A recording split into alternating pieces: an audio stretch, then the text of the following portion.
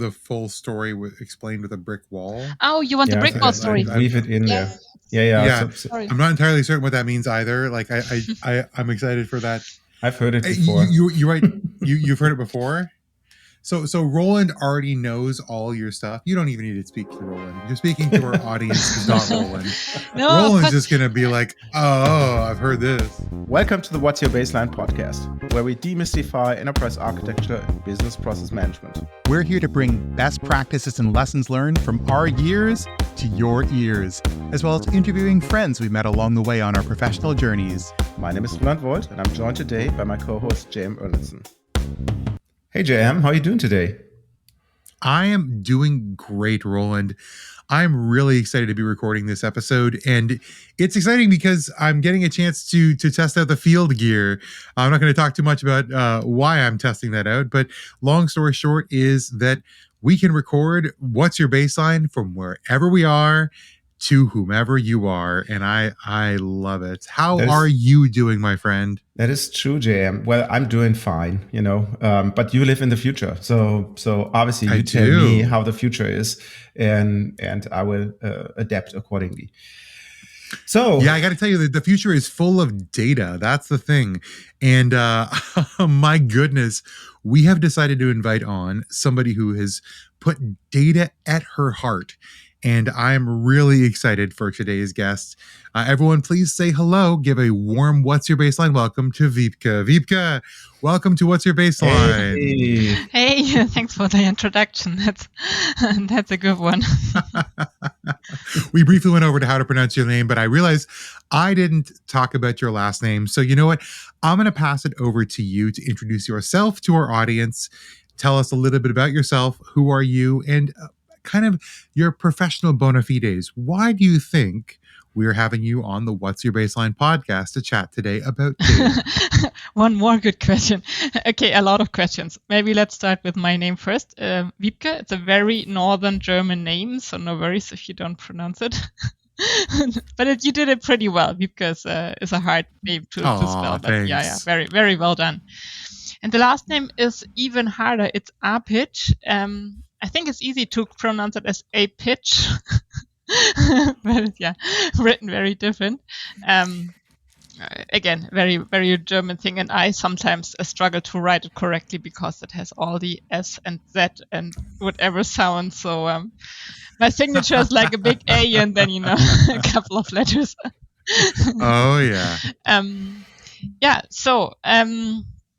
That were the first two ones. Now maybe about the reason why I'm here. So as you said, I'm really passionate about data, about leveraging data, bringing it to value. I did that, I think, 8 years at BCG.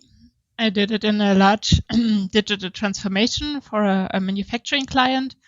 And I'm doing it now in smaller projects. And what we want to do here is to really demystify a little bit the data game, because people sometimes use big words and complex explanations of what you do. And then if you explain it to engineers, eventually say, oh, you just did that calculation. Why do you call that predictive maintenance? It's nothing but a little like X plus Y. And I think that's kind of my mission, to make it more touchable. And that sounds like the title of a new podcast that you should start, because as you know, our tagline is demystifying EA and business process management. So maybe you do the same for data. But speaking of data, obviously, you work with Boston Consulting Group and all these type of things. Now you're working in a smaller firm, correct? Yeah. In Hamburg, if I'm not mistaken. Tell us a little bit more about that. Yeah, so let's say the project that I am doing is called Datahearts. This is still very small. I'm doing it here with my colleagues, but so it's kind of founded out of a larger company that's called Statsoft. Statsoft has here in Germany 20 people. Most of them in the data engineering, data science field. Everyone, you can't really say it in one word. Everyone's got his specialties, but they are all super good at using data and telling you what's in there, if there's a pattern or not, and all these things.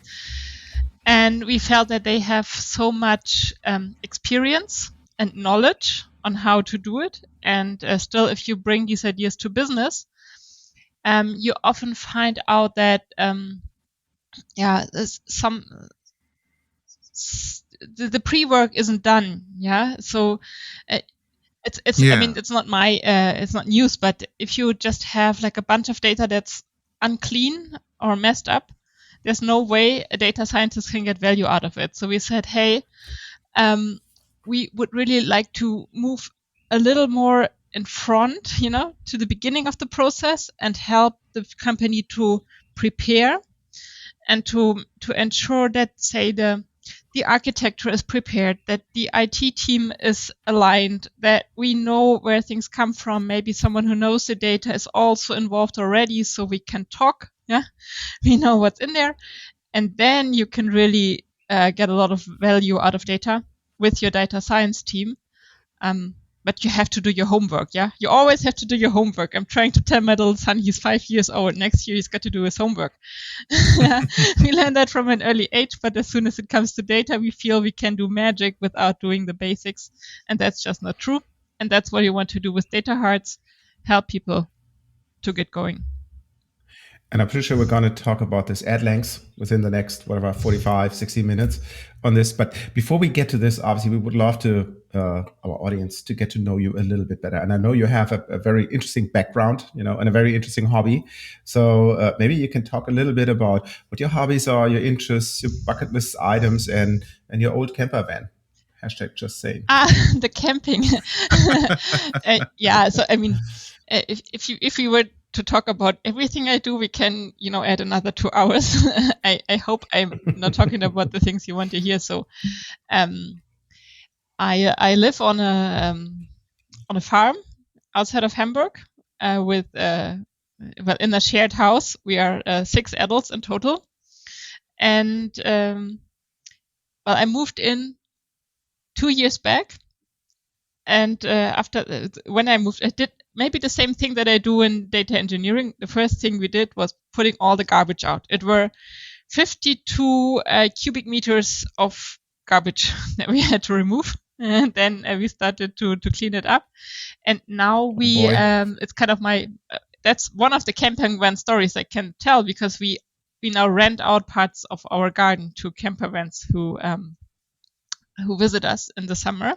So up to 3, because up to 3 is legal in Germany, and more than 3 would be a camping site, and then you've got all the rules and regulations. Is that the one you wanted to hear, or was it the driving to Sweden with a camper van story? I mean, of course, both. Of course, both. Make, model, mileage, all that type of stuff. No, just kidding. Yeah, well, I like this idea, and I think it's interesting you tied it in with data engineering immediately, because I'd love to pivot into the core topic of what we're doing today, which is all about data engineering. And you said that the first thing to do with data is to take the garbage out. And I wanted to ask a couple questions that focused on data and data sets. So first and foremost, why should people have data in their hearts? You said the word data, you said the word heart. What makes data a core part of what pumps blood for organizations? Yeah, so I think it's if you take an example a little bit outside of that, if I have to do a task and I hate that task, it is likely that I will do it very late, not very good, and maybe I will try to avoid it. Yeah. And the reason why we often don't like tasks is because we are unsure how to do it. Maybe it feels a little awkward. Maybe it went wrong in the past, or I don't know. I mean, the other reason is because it's boring, but that's not so often with data things, because most people now have more a bit of a respect or worry. Can I do it right? These kind of things. And what we want to achieve is that people feel that using data makes their life easier, makes the decision better, and that it's fun. So they kind of have to open their hearts, yeah, to this new work, and to be open, feel positive about it, and in this mindset test little things. And if you do it that way, you will certainly gain confidence eventually. And with this joy, with this new joy of working, say, hey, before I wasn't sure, and now I got this and that information after 2 minutes, and now I can make a better decision. It makes people happy. And if you are able to change your processes in a way that people touch them happy, then it will grow into the organization, and you will have no problem to move into the next stage of say data revolution in your place. So is that the typical observation that you do, that people don't think about data, just want to get stuff done, or that the data quality is bad, or what is the lay of the land when you get involved? It's really I feel it's the respect for data project is too high. Yeah, people think that it was super complex and that it was hard. And of course, if we watch TV shows and they show, a fully automated production line with smartwatches and glasses and and the robot is, the drone is flying in exactly at the right spot. It is very hard to imagine that this is going to happen at your place, because it is such a big thing. But reality is that with a small calculation, you can find out, is it the temperature or the speed that spoils my quality? Yeah, that's simple statistics, and this can already help you. And as people see this big thing and they say, oh, I can never ever reach that thing in 2 months' time or so, the worry is too big, and they're freezing, kind of. Yeah, okay, it's too much, I cannot achieve it, I feel overwhelmed, I'm not going to touch it at all. So what we do is to say, okay, let's breathe. Yeah, let's see, what is your problem? We don't know if it's a data problem, but very often it is one. And then if it is one, we say, okay, what's the simplest thing? Do you have any suspect? Yeah, let's check the common suspects. And we will do a simple statistical thing and say, there's a correlation or not. And then if there's a correlation, can this be a cause or not? And on this, you can, of course, build up and go into, predictive maintenance, automated, stop the line if something happens, but step by step. And it's not scary at all. It sounds to me like you're saying that the use of data is misinterpreted in two ways. One, that it solves problems that it doesn't, and two is that it's harder or more comprehensive than it actually is. And I mean, my question is, do you think it's like a media perception problem? Like, are people being convinced? Is it a practitioner generated problem? Do you think people are trying to create the perception that data is more powerful or more difficult to use? What do you think is spurring on this misinterpretation of both role and challenge of data? I think on the one hand, it's maybe for many people a very old fear, because I think when I look back at my time in school, I think 80% of all my classmates were scared of math and physics and maybe chemistry, and those are all data-driven topics, and they're of course kind of the you can say they're the hardest ones at school, because they are those where you are judged really tough. Either you found out that it's 5 or not.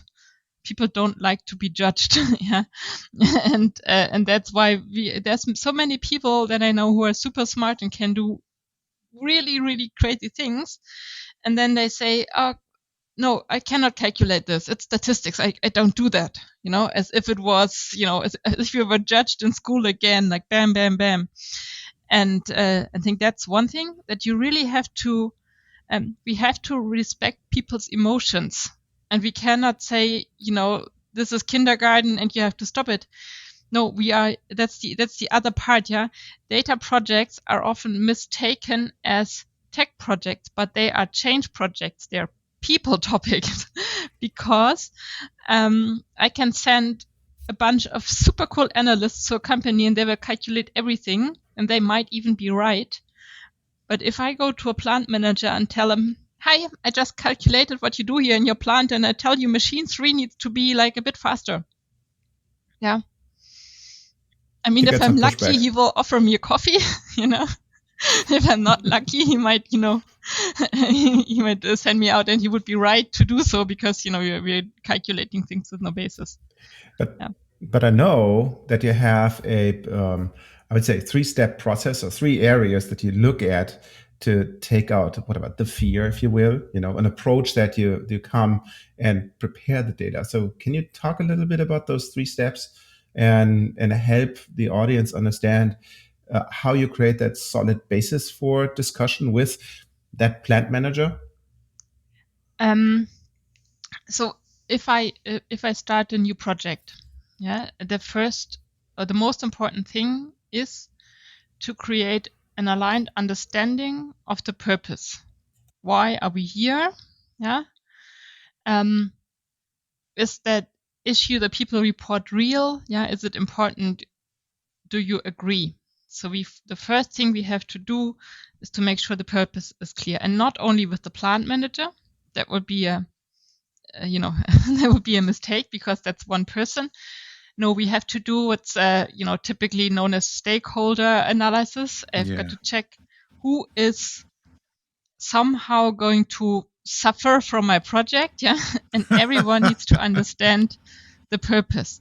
Now you're laughing, but people do suffer from each project because they have to invest time. So they typically already have a full day job. And now there's Wiebke, hi, can I have, 30 minutes of your day? Yeah.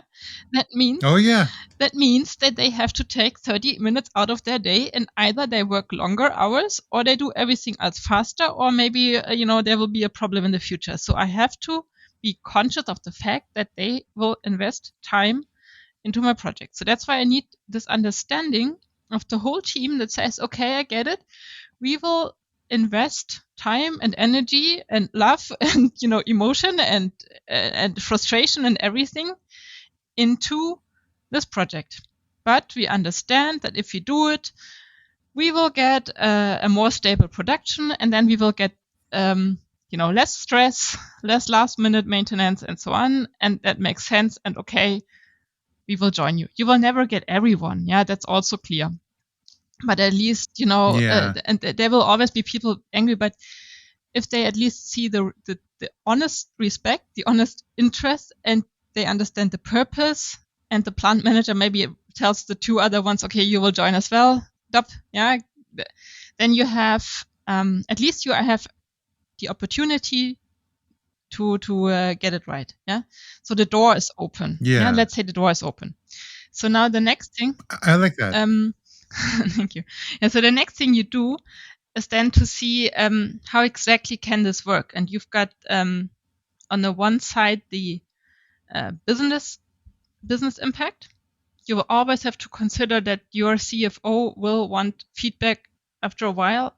Yeah, is this going well? Will I get the financial return that I expect, or process, or whatever it is, yeah, health and safety can also be it. But is the return going to be there? So we need the business case. We need the tech, yeah, and we don't have to solve everything. But depending on the size of the project, we may need a data governance assessment. Yeah, we need to find out what needs to be assessed, what areas are relevant, and then how far away are they from the standard that we need in the end of the project, and how far away are they from the status that I need for the first few steps.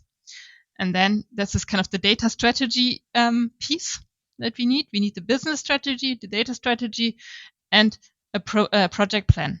And the project plan needs to be designed in a way that we will get little successes or paybacks along the way that give our stakeholders some confidence and that drive into the right direction. So I'm not a fan of doing a lot of low-hanging fruit projects, but I like to put them in where it makes sense. So if a first success can be proven by something that is also a low-hanging fruit, that's perfect for the beginning, because we need to show people that they can have confidence in this project. In their life, they have invested in many projects, and they have invested in many projects that failed. And if I want this one to be a success, I better make sure they win trust over time. And then, then it will take off stepwise. Yeah.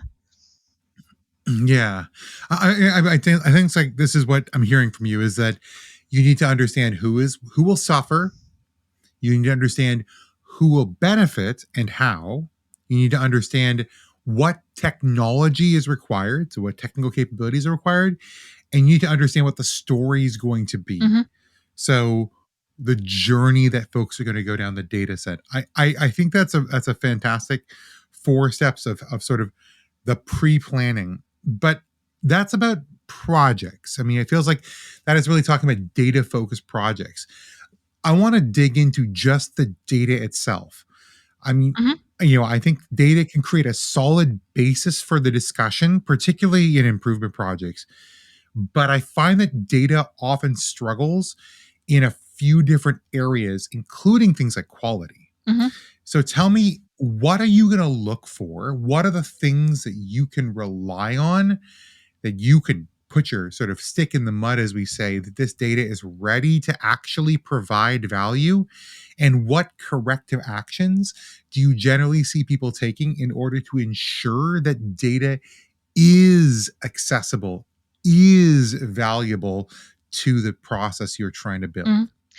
Yeah, of course, it always depends on the use case again, but maybe we take one as an example, because depending on how much risk is there in a failure, depending on that, you have to be more careful or less. But a typical approach would be, you really understand the problem, and then you need 2 people to help you. One who really understands the machine or process or project or whatever the insight is, and one that understands the data itself. So of course, there's a few steps that are super simple to take. First, you check, is the structure consistent? Is it, is there big visible mistakes if you put it on a timeline quickly, or check the minimum maximums? I mean, these is there you can very easily see if it's completely corrupted, if it's completely messed. But this is not so common this is not so common with data that's taken from a machine. And then you have to understand what you really want to do. So, for example, if I want to, for example, see when a machine might be end of life, and cause a stop, I have to discuss with the engineer who runs the machine, what actually do we measure? So what about ramp up and ramp down? Does it give me any information? Yeah. Maybe, and that's a discussion point. If it always, breaks during ramp up, then I have to cut out all the ramp ups that I had recently. And but if it's more than in the process, then I have to find out, okay, what is a stable process? I have to discuss it, and I have to filter the data accordingly. So I will say maybe like 15 minutes after start. And maybe I have a few months where I know, everything was random, so I don't want to use the data set because there were other problems that went into this one. So I really have to go and talk to the person who understands the data and find out what I can use in order to make a good analysis. And then, and for me, it's very important that you don't make this like a digital process, so talking to the engineer and then talking to the data engineers. Names are a bit misleading, but both have to become a team. And sometimes it's important to be, to guide that in the beginning, because teams speak very different languages. But after a while, if they get to know each other, it gets easier, and then they do it on their own. So you have to explain the rationale so that the data scientist understands it, can cut out, and then you have to do small increments, because what typically happens is that you then have a first result. And I like to say, like, I know I'm going to show you something that's wrong now. I just don't know what is wrong in there. Can you please explain me what I did wrong? Yeah, and then you have a look, and then they say, oh God, we forgot to take out the maintenance cycles, or that's clear. You have to lie in. We had different products running there. The issue never happens. So you go get a little closer by, in a conversation, finding out what's there, and then eventually you will sit there together and he will say, okay, but this I cannot explain. This is interesting. And then you got it. So the the opposite is you do a big analysis. I heard that case, and the data scientists say, we do this with a non-guided model and we will show you the big insights. And they went in, and all the engineers sat there and were like, oh, yeah, that's interesting. We have gravity. Yeah, nice. Well, it's something that I love to say, that if you have gotten feedback from people, it means you've engaged with them. And whether or not that feedback is positive or negative, it doesn't really matter necessarily. The first piece of the puzzle is earning eyes on the prize. We are aligned that we both respect that data has an important part of our decision-making process. And as you said, I'm going to show you something. And once again, this can trigger somebody to think, okay, this is wrong. But once again, they've come to the room, they've sat down at the table, and now they're willing to collaborate on correcting the data you've received, in helping to fix your data set, and ultimately kind of being a co-owner of solving the problem.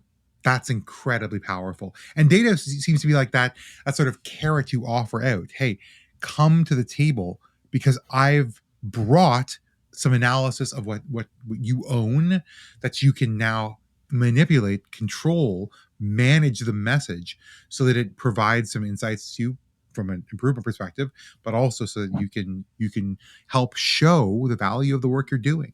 Because I'm assuming data both provides negative and also positive reinforcement, particularly as you see good data, and that data is now useful to further improve in a continuous improvement motion. Yeah. We talk about that as database decision making, and you think about, or I like to call it evidence-based decision making, because data is one of the ultimate, like, in our data-driven age, it's the ultimate piece of evidence. So when you take a look at data as evidence, why is the next step, and I think we in some ways agree on this, why is the next step to often look at this as a question of process?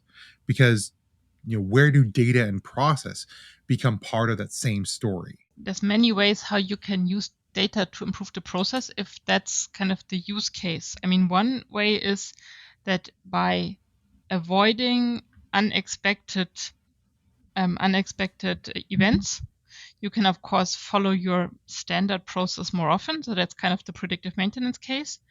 And the other one is to, of course, analyze your processes to see when or with what level of exceptions they go wrong, and find out where you have to improve. So one example for the second one could be that you have or many people right now have supply chain issues, where they order goods and then they want to start producing, and then something is not there and you have to change your whole plan. So this goes into your entire business process here, because it's not there and you can't do it. And if, for example, you look into pharma, that's even a bigger problem than for others that can buy substitutes. So here it makes a lot of sense to use data to find out what is there a pattern of something missing very often? And if so, is this something that we could potentially order earlier? Or you can calculate, does it make sense to have this in stock? Or is this not possible? Maybe it's because there's reason for it and against, and maybe it would be lost very often or doesn't. should we order it earlier? When is the right order date for a specific good, so that our process will later on be better? And of course, with process analysis, you can really measure the effect. You can do it for a while. You can set up an experiment, and you can see, what is the effect? Does it pay back? In most cases, if you ensure that your start dates and production are more stable and you can deliver in time, it will pay back in so many ways that it's worth it. But again, you have to check then the details in the data, to see how it works best. That makes complete sense. And I think we're on the cusp of getting into the how, which is typically the second segment in our show. But before we go to this, we obviously have a call to action for you, our dear listeners. Let's think about it. Obviously, don't write it down while you're driving. What have you experienced in the past when it came to the topic of data? Was it a black box, or did your data team approach it in the way that Wiebke described it? What went well and what didn't? And how will you approach your next data project? We leave you alone for a couple of minutes or seconds, and we come back after the break with our second part, the how. It's just changing. The wind will blow, but it's just changing. It's just changing. It's just changing. It's just changing. The wind will blow, but it's just changing. All right, and we are back from our break with our friend Wiebke. And Wiebke, man, I know we talked a little bit about the why. So let's talk about the first part, and the first thing that everyone loves to forget, as Roland likes to say. When we look at the how of data, let's start with a strategy. And tell me, when you're thinking data, what does a company do to integrate data into their strategy going forward? I always say, if you think about a digital transformation or bringing data into your company, please think of a brick wall, but don't think of it to bang your head against it, because that's not what you want to do. Think of we it. hope not. That's the other option, but if you think about it in about how you build a brick wall, then you get pretty close. So the first thing before anyone builds a wall is you better get a plan. So maybe you have an architect, or you made your own plan if it's your little house, but somewhere there's a plan on where this wall should be. That's clear, I guess, So that's your overall company strategy. Whatever you do with data, it has to fit your company strategy. If your company wants to, is planning to buy 10 other companies in the next few years, you need a different kind of building, for your house.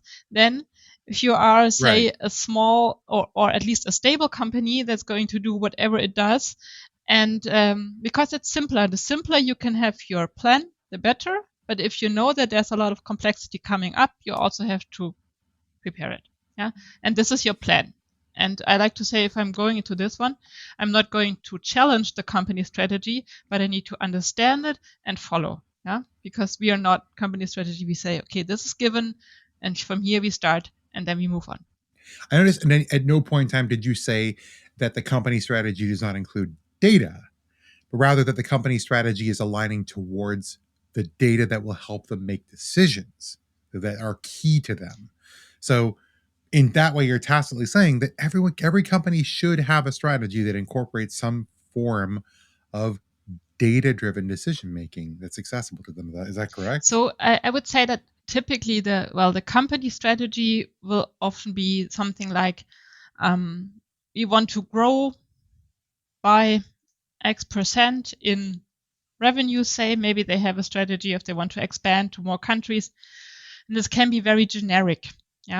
But as soon as you derive it one level deeper, so say the company says we have plans to grow, then there's immediately topics that fall out of this, one sentence that go into a data strategy, because you understand, they want to purchase 5 other companies. Okay, how do you want to integrate that into our systems? Yeah, this is the underlying question that, of course, needs to be carved out. Yeah.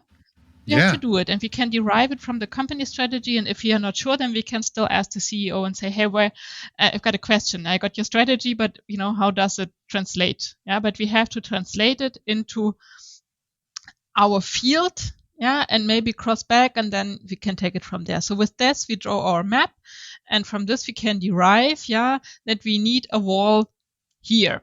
Okay. So the next thing we have to do is to check, what do we build on? Yeah, so maybe we put on our shoes and we walk a little bit where the wall is supposed to be. And then we find out, the plan says this is a solid wall or a small wall or whatever. And depending on that, we know how the foundation has to look like. Yeah. So maybe there's already concrete and we need a small wall and we don't have to do anything. Yeah. Maybe they want to build like a 1 meter brick wall and there's only mud below. Maybe we need, groundwork done. So this is what we do in the first assessment to find out, okay, so here's the ambition. This is what we have. How do we build the wall? Yeah. Okay. So assuming now we have a nice foundation, what often happens in companies is that they jump into the tool discussion. And that is the same picture as if you were to build a brick wall and you only order a ton of stones, throw them down and say, well, here's the change. Yeah, let's go. That's not a wall. And even if you start to bring these stones into a structure that looks like a brick wall, the first moment someone bangs his head against it, the wall will fall down. Yeah. So this is it. It's not how it works. Of course, all the software, hardware, tools, machinery, things that you need are important, but they have to fit. So what is the thing you need to do? Before you put the stones, you put mortar, right? You have your foundation, you put mortar, you add a stone. It's logic, right? It's an everyday, super simple thing. But this is what you have to do in these projects as well. You have to put the change management first. Not all of it, but a little layer. Like, look, guys, there's going to happen, something is going to happen here. It belongs to our strategy. We all know the company strategy. We did our homework. So we are really good guys here. And now we prepare it. You put one layer of mortar and there's going to be a brick. Yeah. And then one more and one more. And after the first set of stones of bricks is there, you add the next layer of mortar and the next layer of stones. So the last element that you need to consider here is time. Yeah. So we are talking here about people who work in an organization who have who are used to certain processes, who are used to a way of doing things, communicating all these things. And we have to remember that the hardest thing to do for a person is to change behaviors. I mean, everyone who never stopped a diet, everyone who ever had a drink again after being totally, so they throw the first stone, please. Yeah, we know that it's the hardest thing to change your own behavior. And that's why we need to build a piece of our brick wall and then wait till the mortar, is solid. And then when we know that this is fine, we can add the next layer. There's no way to improve, to upspeed this process to the maximum. I mean, to the maximum, yes, but if you go too fast, it will all come down. Yeah. And because then you lose trust, you lose people's faith, you overstretch them, and we have to respect people are people, and it's emotion, and they will always do their best. But if we overdo it, that's our own fault. Yeah, Wiebke, I'm just curious when you go through this, and I wholeheartedly agree with what you just said, that it takes time and that you need to build it brick by brick, I'm just wondering, when I put my architect hat on, because data is that non-tangible thing, what are typical artifacts that you create? Do you really go and have discussion? And I had that in the past with clients around what does that actually mean? Who is a customer? Right. So I remember one project where we had lively conversations. At the end of the day, we had that earth-shattering thing about, oh yeah, a customer is somebody who's willing to pay money for the product that we produce. Right. And then the HR people stood up and said, no, that's not a customer. The customer are our employees. And the learning people stood up and said, no, the customers are our learners. So having those definitions was very interesting, right? And we came to that, like I said, earth-shattering definition of, a customer is somebody who forks over money. But then, do you create something like a data model, like an entity relationship diagram to say, okay, this is an entity and it's related to this and it's related to this? Or do you think that's nice to have, but not necessarily needed? So, I mean, it depends on what level you discuss. So, I mean, we were really coming from company strategy here, yeah? And then you would say, you would even say, who's the customer, but you would say, does this project pay into our strategy? Yeah. And then it goes in. So I think and when we do this, we need a connected team of people who are really data experts and people who are, say, the business side. And I would, if to stay in this example, the tech team, and I like to say tech team because IT and architects, but let's say this is the IT crowd, yeah. They are those who have to decide, if something is a brick or a cobblestone, yeah. So, and we really have to keep those two things aside. So if I have a business decision, it's good that the business people decided, and then it's more like they would say the next brick we put in here needs to be something that, for example, helps us to find out who our customers are. Example, yeah. This is a definition from a context perspective, yeah. And then we have the IT side, and they have to say and have to really make the decision what kind of or maybe we have 20 options, and they have to check, okay, are we still talking bricks here? Because maybe I have an architecture that allows, maybe I'm full in SAP, yeah. Maybe the whole thing is set up fully in SAP, yeah. And then it doesn't matter if a business loves the Tableau colors, yeah, there will be very good architectural reasons to say, well, maybe Tableau is beautiful, but in our case and how we set up our structure, our architecture, and all, the diagrams, we will use SAC because I can implement that maybe in 3 months. And the other one is, I will have to hire 5 people who have to learn how to maintain Tableau. Yeah, we don't have that skill here. That doesn't work. And this feedback needs to be respected. Yeah, because else we will create a wall, with 20 different kind of stones, and it still breaks, because they have different sizes. So, and this is what I really like to make clear in discussions when we have. Of course, we always have the IT team always have to be involved and understand the context, and also has to respect if the business side say, okay, but my main purpose is X, and this is not reflected in that software. And then we need to talk and discuss and say, okay, how can we solve this together, without destroying our IT strategy and still serving the business. It can be challenging, but if people really try to find a solution, they always find a solution, yeah. Mm-hmm. And on that side, of course, you need to have your planning. You need to define your tech stack. You need to define how the data is planned to flow, because of course you cannot, if you have a big data thing and you pump in like manufacturing real-time data, you cannot use Excel. I mean, it's pointless. And then you need to plan for it and make sure that the line is thick enough, so to say, yeah, and that you can process everything or that you cut it off. And that's detail work. And I always like to connect it to ensure that both sides understand why it's hard for the other one.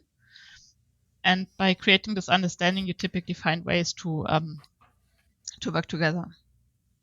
That definitely makes sense. The question that popped into my mind while you're talking about this is obviously you have a lot of moving parts, a lot of different stakeholders that are there.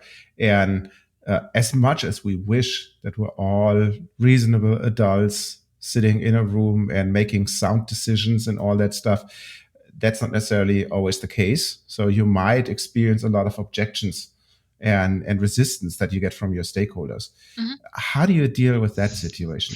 Yeah, it's so if you run your project and then make a big steering committee and throw these things at people, you will typically get exactly what you say. You will get a lot of pushback. You will get a lot of hard feelings and maybe also hard commands like I want this to be fixed in 2 weeks. So what I like to do is again do my homework. And so I need to understand my project. And before any steering committee, I will make sure that every stakeholder in the room knows. Yeah. So I have one-on-ones with them and with his own team members to sit and say, look, we've got this problem. Yeah. And Tina here, who's your architect, and we had a long discussion with the business team. We know it's hard, but the best solution we came up with is X. What do you think? Yeah. So we do this in advance, and we then take the time to go into all the technical details that he will request in the steer call either way in advance. Yeah, and then we still have 2-3 days left to send him, even more details and even another analysis. And prepared in this way, you have a very calm steering committee because everyone knows, and they will, explain to each other, the higher level. They will say, yes, of course, I am aware. This is no surprise. But we checked it. We know how important this one is. It is 200K more, but we can use it for project XYZ as well. And that's why I approved the decision of the team. So, right. It's communication. It's really communication. And this way you will also find out. I mean, sometimes projects come to a point where you say it's pointless. We have to stop it. It's going to become too expensive. But again, you find out together and you know it's a project and sometimes they fail. Yeah? But it didn't happen very often in my career. So it sounds like to me like there's a duality between informing a stakeholder for the purpose of achieving, informed population of stakeholders. So there's a sort of a like this idea that by informing them, they have become informed, and they feel involved. How much are you actually soliciting feedback? Like, do your stakeholders frequently say, no, I think you've got it wrong, and I'd like you to correct course? Obviously, that's a very valuable thing. But when you approach a stakeholder, are you expecting that kind of feedback? And if so, like, how common is it? Or once again, are you just using this feedback stakeholder interface as a mechanism of informing them and getting them on board with what you've already decided to do? I think people feel it immediately if you try to trick them or if you're not honest. So I would never do that because I would also feel bad. So if it's really something that is super clear, there's no problem, and I just want to cross-check, then I write a 2-line email. Yeah, because I don't waste people's time. But what I would do is with maybe the person who works for the stakeholder, if we are really insecure, then we would of course prepare a solution that we feel is the best one, but we talk to find out if it's accurate. And yes, it happens that because we don't have the full knowledge, so say maybe it's a very high-ranking person and we only know our project, and we would then say, hey, this is the best we came up with. And maybe he says, oh, no, I've got even a better idea. In my other project, we've got the same problem. We can combine this. Huh? And this is an honest and valuable conversation because, this person will never be in a steering committee with me where I suggest something that doesn't fit his agenda or doesn't fit the overall thing. And when we're done, we're done. If you show this approach and he says, no, fine, no further questions, after 5 minutes, we end the call. Fine. Yeah. But yeah, if you have something that's really a thing, typically you're not done so fast because they want to understand and it's important. And then in the meeting, they are also then supportive. They're prepared. Yeah, that's important, that you don't let anyone run into a meeting and crash his project, and you have an enemy, and you don't need that. Well, we spoke a lot about theory, quote unquote. You see me air commas doing here, but obviously it's interesting to see what you've seen in a real life project, right? How that was applied and the lessons that you learned from this, or that your clients have learned from this. Do you have a short story that you can share? Mm-hmm. Yeah, I have one. So I think you all maybe had the problem of a sales manager being very, smart and somehow finding his direct way to the CEO. And this happened in one of my projects where suddenly, out of the blue, a new software appeared that was, so pretty and shiny that people wanted to purchase it almost immediately. Yeah, so it promised everything from being set up in 2 months' time in a productive environment, like on a production site, and then allowing immediate insights and predictive maintenance and modeling and everything, and also at a very high price. And so it was presented so well that the C-level was almost convinced, and just, by chance, they felt like, yeah, okay, let's maybe have a check. And with the methodology that I explained before, we went in with a joint team of people from IT, from architecture, but also business side and plant in this case. And we had a look what is actually in there. And for example, I brought one data scientist, and we started to ask, like, okay, how are you doing this? Because the more we dig into the details, and the more we ask them, like, okay, but how is this working? Can you please explain? We have got people here who are working in IT and architecture for so many years, and we just can't imagine how you want to connect these machines with a system in 2 months. We don't know. And of course, in parallel, we checked then other vendors too. And it became apparent, step by step, that it was really impossible. And as soon as, really deep technical questions came from our side, the answers started to become, either we didn't get an answer, or they were not willing to show, or they were not willing to tell. And in the end, this product was not purchased. I mean, they were like very close to signing, but a different one that was half the price and in fact delivered everything they wanted. And they did not promise to do it in 2 months, but I think in a couple of months, and they did it in time and at quality. So everyone was really happy that we did this deep assessment. So you're saying that data can validate the claims that you see in front of you. The data can help tell you the comprehensive story, which I'm hearing very clearly laid out, and that data can help you actually make a meaningful decision with evidence as a backup to help shepherd that decision towards the actual meaningful outcomes that you're trying to achieve with the organizations you work with. I love it. And that leads me to a question, because I know we've been talking for almost an hour now, and I want to make sure that our audience has a little bit of the time for their brains to cool down in between all the great stories and good insights you've brought to the table. And so I'd like our folks to think about what they're planning on achieving within their organization. And how do you see data helping to tell your story or give you the evidence to make key decisions and influence stakeholders? And if it doesn't, what are you missing? And how do you see a potential future where you can acquire, analyze, and use that data to drive positive change? We'll leave you for a moment and come back with our final section and thoughts and conclusions for the episode. Hey, happy baby, I need your love, won't let you down. Hey, happy baby, I need your love, won't let you down. Love won't let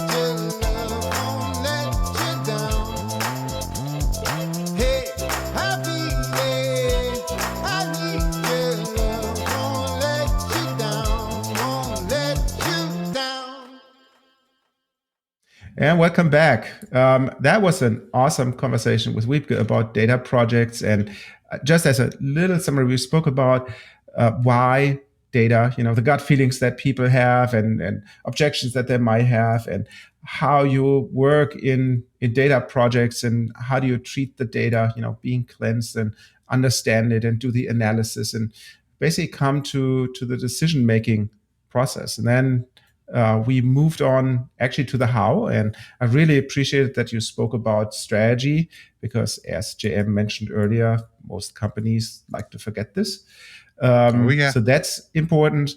And I loved your example of the brick wall, because that makes it very, very clear how things mature over time, right? And that you can't, shortcut things. And obviously, which might be a little bit of a shocker for some people, data is always a change management problem. Mm-hmm. I think that message should come through. We're talking about people. And as we've said many, many times, people are the biggest problem, quote unquote, that you have in projects. But having said that, Wiebke, I'm now super excited. Well, I have an unfair advantage because I already have your email address, but how can people reach out to you if they really like what they heard and they want to work with you or just have a little chat with you? How can they get in contact? So I love to be in touch with people. So please reach out. I'm really looking forward to that. And the very best way to do this is via LinkedIn. I'm very active there. So either drop me a message, or there's even a little button on my profile where you can book time directly if you want to.